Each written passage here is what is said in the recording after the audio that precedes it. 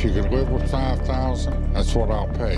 A high retail would be a couple $1,000s. I'm gonna make you an offer you can't refuse. 500 bucks.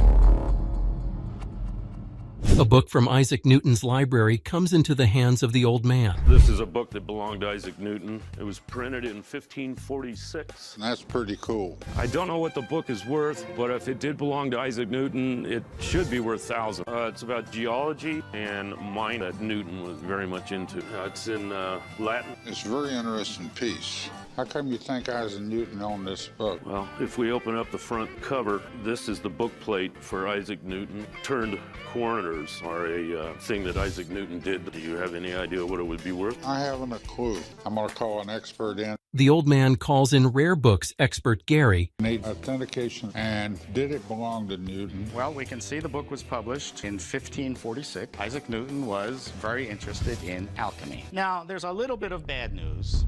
This is not the original binding. This book was restored. This was repaired, probably done in the 1700s. This number here is Newton's shelf number where he would have stored the book. So this book was owned by Isaac Newton. What kind of value do we have on this thing? I think this book would retail, it has a value of $20,000. Your father had very good taste. What's left to find out is if the old man will make a deal on it. So what are you trying to get out of it, son? How about 15? Ain't no way. If you can live with $5,000, that's what I'll pay. That's too low. You can't do 10. No, 5's where I'd want to be in this. Could you do 7? I'll split it with you at 6. I can't take less than 7. Sounds like a plan. Thank you, sir. Come on over, I'll get somebody to write it up. I made $7,000 on the book. I think it could be worth more, but it's a great price. This one falls into the category of an almost ripoff, since the seller, Diane, didn't part with her item. I have a script of The Godfather. It came with a picture of The Godfather and an autograph inside, signed by Al. I believe it's signed by Al Pacino. I'm hoping it's worth $10,000. This actually came in a donation to Catholic Charities. I don't think this was an original script that was used in the movie, because the ones used in the movie aren't bound, they're torn up, they have scribbles all over them. One of the problems here, you only got half an autograph. Collectors love anything to do with The Godfather, but it just says Al. Let me call someone in here. Let me have him take a look at it, see what we can do. That's great. After Rick's handwriting expert, John, verifies that Diane's leather-bound screenplay is indeed signed by Al Pacino, Rick offers Diane $500 for it. It could be from the 70s, but this is nothing that I think was used in the production of the movie. My big concern is that signed by Al Pacino? Most of the time, Pacino only signed with Al. Didn't sign his last name unless it was a contract. What I'm looking at here is signs of forgery. Is a really good flow. All the signatures that I've seen of Pacino, they have that little extra loop, and the way it connects to the L, consistent with his known signature. So I would say this is Al Pacino's signature. I'd say, you know, a high retail would be a couple $1,000s. I'm gonna make you an offer you can't refuse. 500 bucks. 100, not 1,000, huh? 500 bucks, I think it's a fair price. I'm gonna have to hang on to it for a little while. Partially based on John's suggestion that it would probably only bring in $1,000 at auction, she simply leaves.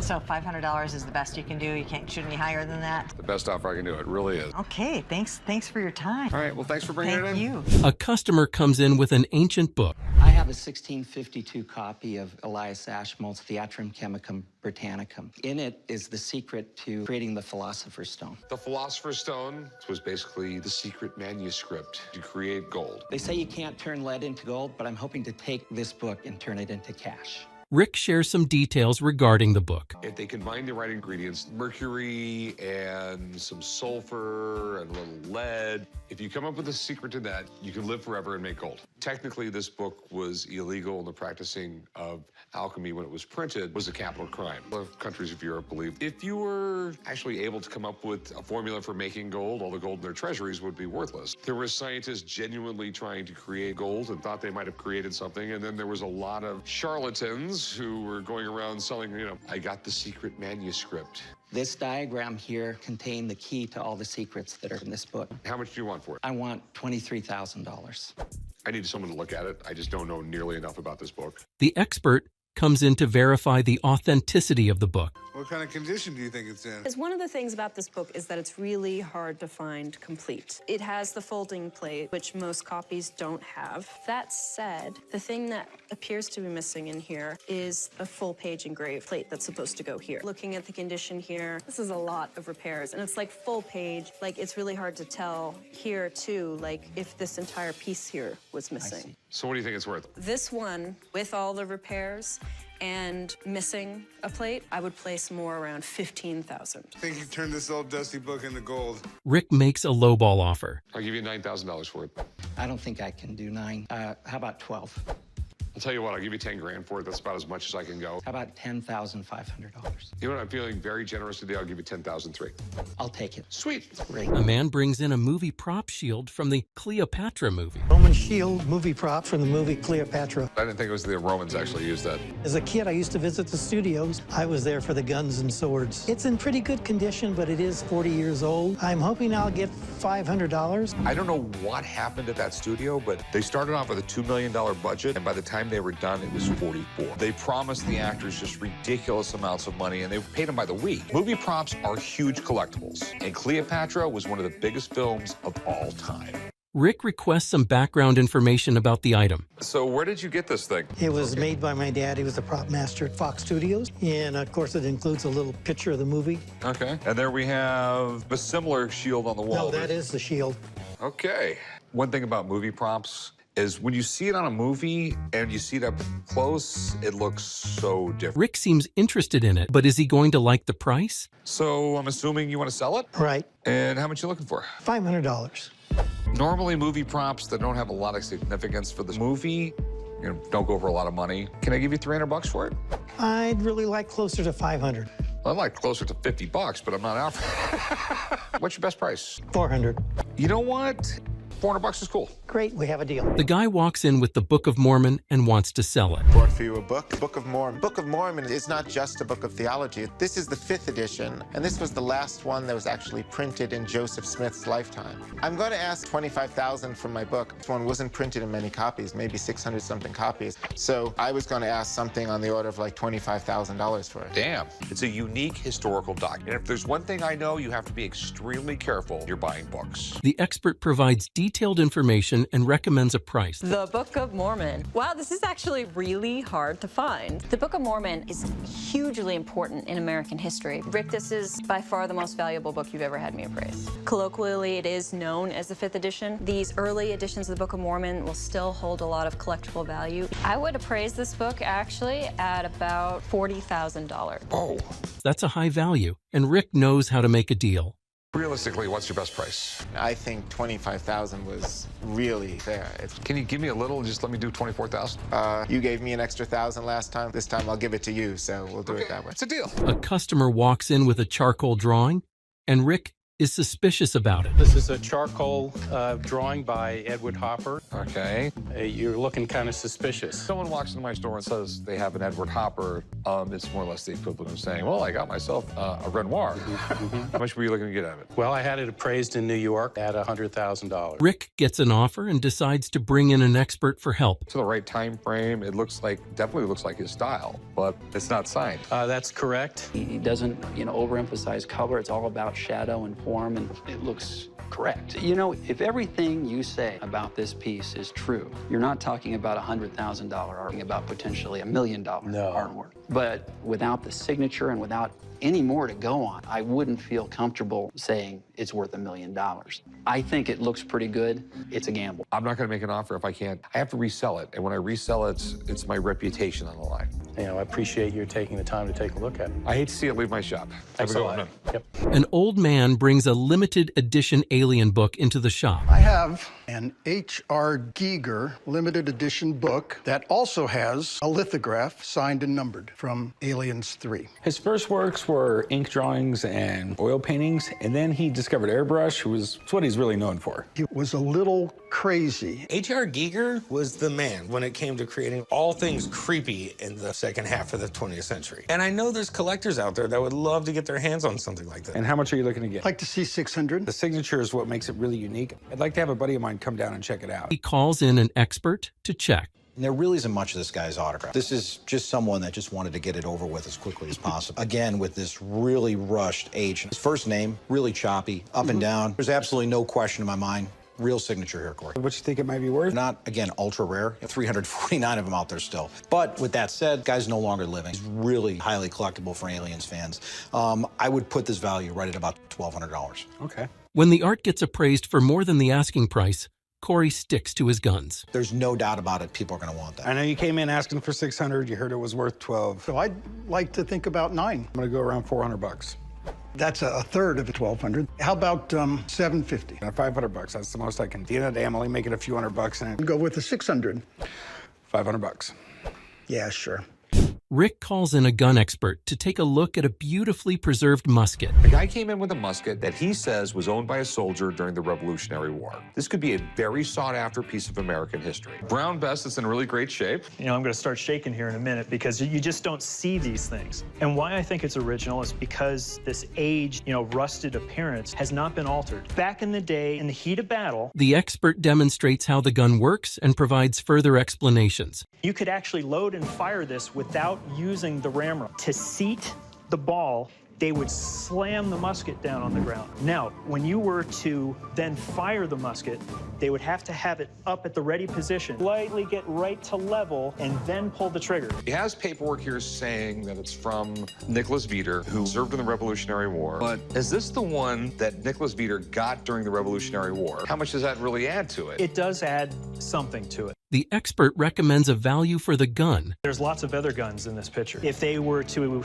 have said that the one that's marked Grice 1762 with the initials on the escutcheon, then it'd be hard to argue. Well, the bill of sale I have has that. That means going and getting a statement notarized. So what do you think it's worth? 15 to 20,000 by itself. Thanks for all the info, dude. Absolutely. Let's see if Rick makes a deal. I'll give you 15,000 for it.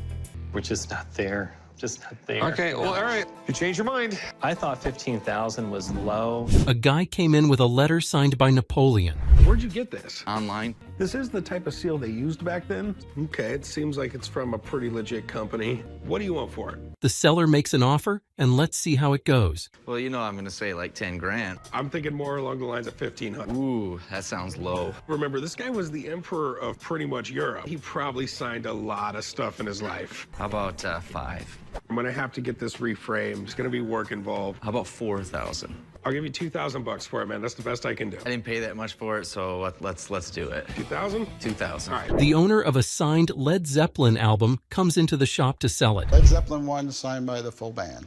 By the full band, I only see one. Jimmy Page signed the front, and on the rear, John Bonham, Robert Plant, John Paul Jones. Led Zeppelin is one of the greatest rock and roll bands of all time. Now, 4 signatures on an album, if this is real, probably won't want to put it in the store. I want to bring it home. So how much do you want for this? 22,000. This is the holy grail to Led Zeppelin items. We got Jimmy Page on the wrong side.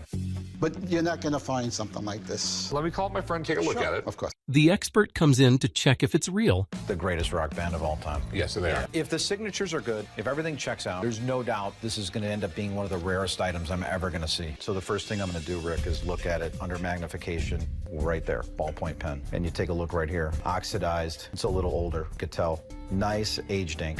So we know we've got live ink on here. That's a great sign. He had this big R, and then the rest would just become all a big flow. John Paul Jones, probably the nicest signature in the band. The last one I want to take a look at, the Jimmy Page. And it's just all over the board, but I love this slow and spontaneity. Okay, so it's all legit. Absolutely no doubt this is the real deal. What do you think it's worth? Right at about $10,000 to $12,000. Okay. The owner gets angry with Rick's buddy after he gives a lowball appraisal. Way off. The reason why Jimmy didn't follow suit with the other 3 is because this was his baby, this album. Absolutely. Exactly. I'm not actually discounting any of that stuff. One second. I would tell you this much, that if you told that to the average person, they're not going to care. They want them all on the back. I would give you $8 grand for it. My best price would be $17,500. Okay. I appreciate the offer. Okay, well, if you change your mind, come back. The offer's open. Have a nice day. Thanks for coming in. Thank you. They really need people that know what the hell they're talking about. I know what the I'm talking about. This guy is an ass. A customer brings in an interesting painting with a weird story behind it. I'm just assuming it's a Peter Max. Pretty interesting. Peter Max has got a really weird storied life. This guy was born in like Nazi Germany, but his family doesn't go like to the States or England. They go to China. Peter Max has a very distinctive style, and he's still popular today. His work has been known to sell for over $100,000. How much were you looking to get out of it? Based on what the market is, I'm trying to get about $35,000. You got paperwork with it? Yeah, I do have paperwork. Let me have someone look at it. The expert comes in. What I'd like to do is just take a closer look. I just want to see maybe if it's a printed base, embellished, or if it's a completely one-of-a-kind work. I don't think that's the case with this one. I think the visage was applied with a stencil, but I don't think it's a print. It's definitely an original, and it's certainly a one-of-a-kind. I mean, what's the market on this thing? The good news is this is a fairly iconic image. The bad thing is, you know, he's done a lot of them. The other thing is he's still a living, working artist, so he's producing more of these. You might see this same work for $50,000, but they're so prevalent, you might find the same work selling for $10,000 on the internet. I think an appropriate value for a work like this would probably be in the $25,000 range. As the expert leaves, Rick immediately goes for a lowball offer. I mean, what would be the best price you'd take? Pretty firm on my $35,000 price. I mean, I'll give you 10 grand. He said it's worth 25. Can you do 15? I'll go 12 grand. All right, you got a deal. Sweet, man. A guy brings in an antique sword that belonged to his grandfather. Do you know what it is? I'm actually not too sure. I know my grandfather got it at an auction. It's got some very cool detail, like the head of Medusa, what looks like a lion right here. Ooh, that's nice. Careful, it is sharp. That's Arabic writing. It's got Arabic on the blade, it's got Russian writing right here. I'm just kind of at a loss here. Without any idea of its value, the owner makes an offer. And how much are you looking to get? I was looking for $40,000. I'd like to have someone come in and take a look at it. I know this sword. This is actually, it's like a historically significant sword. So this sword belonged to a Russian prince, Ivan Ivanovich Adevsky, and he was killed at the Battle of Brienne in France by Napoleon's troops. Wow. This guy gets killed with this sword on him. The expert takes it in his hands to examine closely. This Arabic writing means it came out of Persia, built with the intention of being like a head of state sword. What kind of value do you think this has? I would imagine you're talking 75, 100,000. Thank you for letting me see it. Of course. Hearing everything Chum needed, he wants to negotiate on the price. I'd buy it for $20,000. The problem is, it's too big of a risk for me. Now that makes me think that I should find the right auction for it. Thanks for coming in. Listen, I appreciate it. After knowing the actual value of this sword, kind of glad I didn't sell it. The guy hands Rick an old coin to check. Got a 1922 proof high relief matte finish coin. Where did you get this? I won it at a poker game, I believe. This is like one of the holy grails of American coins. The 1922 high relief peace dollar is one of the rarest coins in American history. How much do you want for it? 20,000. What, you want 20 for it? Worth Yeah, it? sure, no problem. Let's go.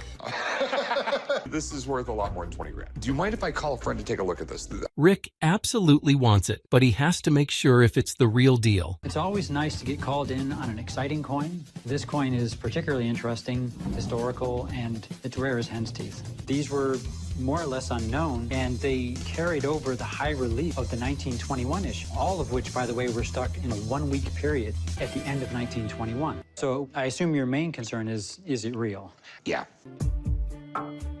It is in an NGC holder, which is wonderful.